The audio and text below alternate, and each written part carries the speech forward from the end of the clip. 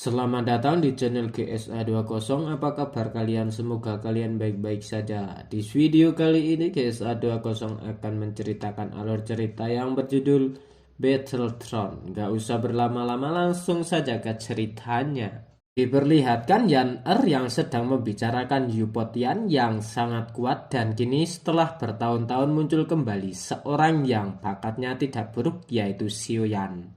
Tetua Ling yang selalu menjaga Yan juga sependapat dengan Yan. Tetua Ling yang selalu mendampingi Yan mengagumi bakat Xiaoyan yang seiring berjalannya waktu kultivasi Xiaoyan terus meningkat. Tetua Ling juga berkata kalau sekarang dari masing-masing klan juga mengutus orang untuk melihat perkembangan Xiaoyan. Tetua Ling juga tahu kalau Xiaoyan kelak akan jadi orang yang terkuat di dunia. Tetua Ling memberitahu pada Yan jika Yan ingin selalu bersama dengan Xiaoyan dan selalu ada di sampingnya. Tetua Ling menyarankan kalau Yan harus menjadi yang kuat karena akan ada banyak menghadapi masalah dan juga rintangan jika ingin selalu berada di samping Xiaoyan.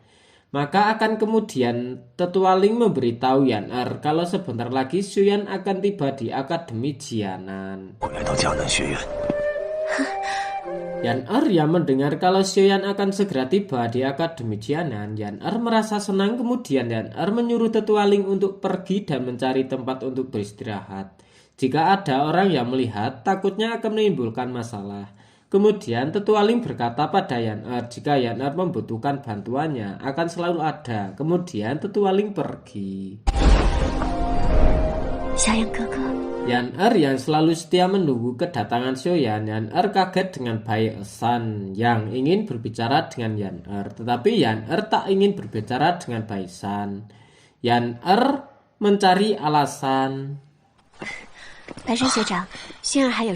Guru Yan yang bernama Guru Rolin datang. Yan yang tak mau berbicara pada Bai Shan. Yan menghampiri gurunya. Kemudian guru Yan memberitahu Yan kalau setengah bulan lagi kompetisi akademi akan dimulai untuk menjadi yang kuat di 20 teratas. Guru Yan menyuruh Yan untuk mengikuti kompetisi tersebut. Guru Yan menyayangkan Yan yang tidak mengikuti akademi setahun yang lalu. Guru Yan tahu kalau Yan tidak mengikuti ujian setahun yang lalu karena Xiaoyan tidak ada guru. Yan kesal dengan Xiaoyan yang minta izin untuk cuti karena Xiaoyan guru Yan menghadapi masalah dengan ketua klan yang telah mengizinkan Xiaoyan pergi untuk cuti. Jika bukan karena permintaan Yan guru Yan sudah mencoret Xiaoyan dari daftar akademi. Yan yang tak mau Xiaoyan dicoret dari daftar akademi. Yan memohon pada gurunya untuk tidak mencoretnya dari daftar akademi. Jika bukan karena ide Yan Xiaoyan untuk menahan serangan gurunya. Jika Xiaoyan berhasil menahan serangan selama 20 serangan, Xiaoyan yang berhasil menahan serangan guru Yan dan guru Yan mengizinkan Xiaoyan pergi. Itu karena permintaan Yan Yan yang tak mau Xiaoyan dicoret dari daftar akademi. Yan terus membujuk gurunya dan Yan juga meyakinkan gurunya kalau tahun ini Xiaoyan pasti akan datang untuk mengikuti ujian di akademi. Bai Shan yang mendengar perkataan Yan yang selalu perhatian dengan Xiaoyan. Bai Shan marah. Xin berpindah pada Xiaoyan yang diberitahu gurunya yang sudah sampai di gerbang Black Rock. Guru Xiaoyan menyuruh Xiaoyan untuk turun dan jangan sampai orang lain melihat sayap ungu karena sayap ungu sayap yang langka. Guru Xiaoyan juga memberitahu kalau orang di kota Black Mark adalah kota yang terkenal kacaunya di benua. Jika ada yang melihat sayap ungu maka akan diburu sampai mati. Xiaoyan yang berjalan mendekati gerbang penjaga gerbang langsung bertanya pada Xiaoyan yang tidak tahu aturan dan juga bertanya apa Xiaoyan orang baru sehingga tidak tahu aturan masuk ke Black Corner. Di sini Xiaoyan bertanya hanya sekedar ingin lihat-lihat dan berjalan-jalan. Untuk memasuki domain Black Corner harus membayar uang jalan sebesar 500 koin emas. Xiaoyan yang ingin masuk ke domain Black Corner, Xiaoyan langsung membayarnya. Setelah Xiaoyan membayar uang jalan, pintu gerbang langsung dibukakan. Setelah Xiaoyan masuk di pasar Black Corner, Xiaoyan langsung membeli peta yang baru karena peta pemberian Hao-Qian tidak memiliki rute yang jelas, jadi Xuan harus membeli peta baru. Xuan dikejutkan dengan orang-orang yang begitu ramai. Xuan yang sudah berkeliling ingin membeli peta. Xuan yang sudah lama berjalan belum bisa menemukan peta tersebut. Kemudian diperlihatkan seorang saudagar yang dipaksa untuk membayar pajak. Saudagar tersebut yang tak mau membayarnya, saudagar tersebut diancam akan dibunuh jika tidak memberikan barang-barangnya. Saat Xiuyan berkeliling begitu jauh, Xiuyan tidak sengaja melihat saudagar tersebut. Saudagar tersebut terus diancam. Kemudian guru Xiuyan menyuruh Xiuyan untuk pergi dan nggak usah ikut campur urusan mereka. Di saat Xiuyan mau pergi, salah satu dari mereka melihat Xiuyan dan menyuruh Xiuyan untuk berhenti. Dan mereka langsung mengepung Xiuyan. Mereka menyuruh Xiuyan untuk menyerahkan semua barang. Xiuyan yang tak mau menyerahkan barang-barang tersebut. Xiuyan menyerang mereka satu persatu.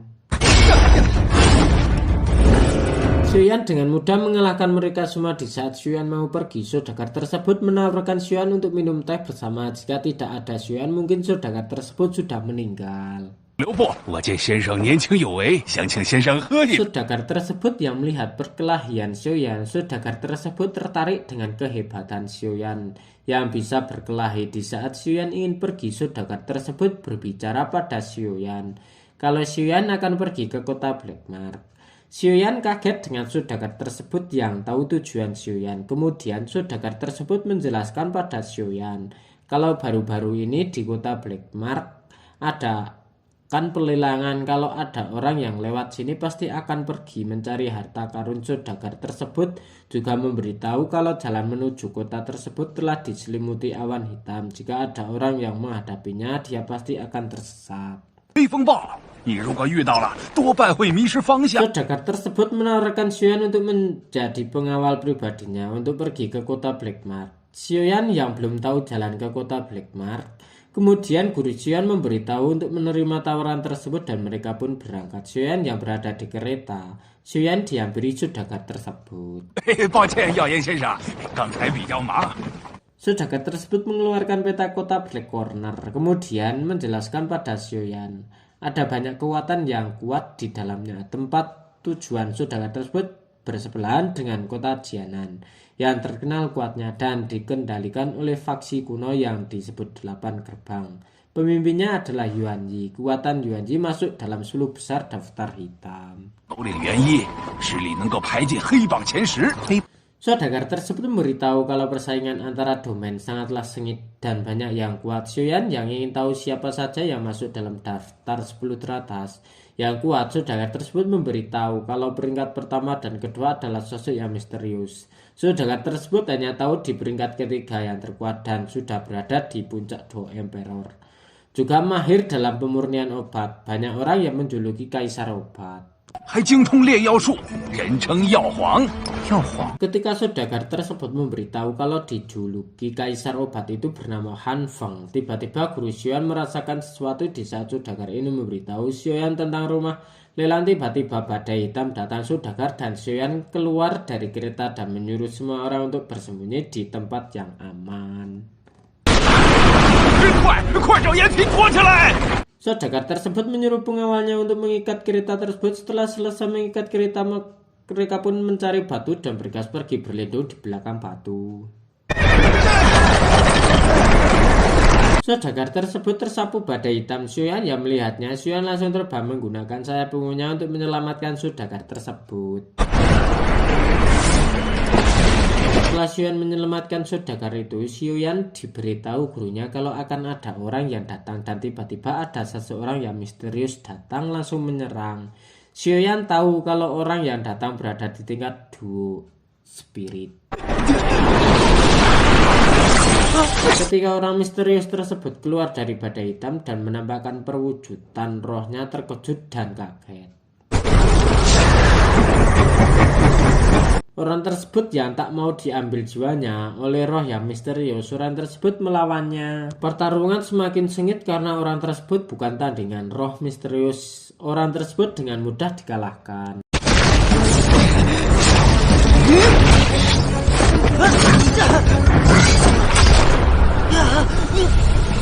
Orang tersebut meminta roh misterius untuk melepaskannya. Roh misterius kemudian mengambil jiwa manusia. Roh misterius akan terus mengambil jiwa manusia untuk menyempurnakan jiwa roh misterius tersebut. Xiaoyan yang berada di belakang batu ketahuan oleh roh misterius. Ketika roh tersebut mendekat ke arah Xiaoyan, Xiaoyan dengan cepat mengambil senjata ketika roh misterius mendekat ke arah Xiaoyan. Roh misterius tahu kalau itu bukan tubuh jiwa. Kemudian roh misterius pergi. Xiaoyan yang tak tahu kemana perginya. Xiaoyan yang tidak tahu. Xiaoyan bertanya pada gurunya. Dan perjalanan ke kota Black Pearl dilanjutkan. Xiaoyan kagum dengan saudagar tersebut yang tak sadarkan diri sampai ke kota Black Mark. Xiaoyan mengagumi roh misterius yang setara dengan kekaisaran Jianan. Kemudian guru Xiaoyan muncul dan Xiaoyan bertanya pada gurunya sosok yang misterius. Kemudian guru Xiaoyan memberitahu Xiaoyan, tetapi jika Xiaoyan sudah menjadi kuat. Guru Xiaoyan yang sudah merencanakan sesuatu juga gagal karena di belakang ada kekuatan yang sangat besar. Xiaoyan yang ingin tahu siapa sosok di belakang roh misterius tersebut yang begitu kuat, bahkan lebih kuat dari sekte Mystic Clown. Kemudian guru Xian memberitahu Xiaoyan di dunia Diaoki kekuatan yang tak ada batasan. Bahkan mereka menciptakan kekuatan yang aneh, salah satunya aula jiwa. Dan guru Xian adalah salah satunya yang memasuki daftar terkuat. Guru Xian yaitu bernama Yao Chen, dan kekuatan Yao Chen diwariskan pada Xiaoyan. Yao Chen atau guru Xiaoyan ingin cepat dibangkitkan. Guru Xiaoyan takut kalau roh misterius tersebut menemukannya. Guru Xiaoyan pernah melawan roh misterius dan guru Xiaoyan kewalahan menghadapinya karena kekuatannya yang begitu aneh. Guru Xiaoyan selamat karena roh masuk ke dalam cincin hitam yang sudah disempurnakan. Xiaoyan yang melihat kekuatan roh misterius, Xiaoyan bertekad akan secepatnya untuk menjadi terkuat. Xiaoyan berjanji pada gurunya akan secepatnya memurnikan tubuh gurunya. Dan akhirnya Xiaoyan sampai di kota Black Mark atau Black Corner. Dan Xiaoyan turun dari kereta. Kemudian saudagar tersebut atau Domao bangun dari tidurnya. Dan setelah sampai mereka berdua berpisah.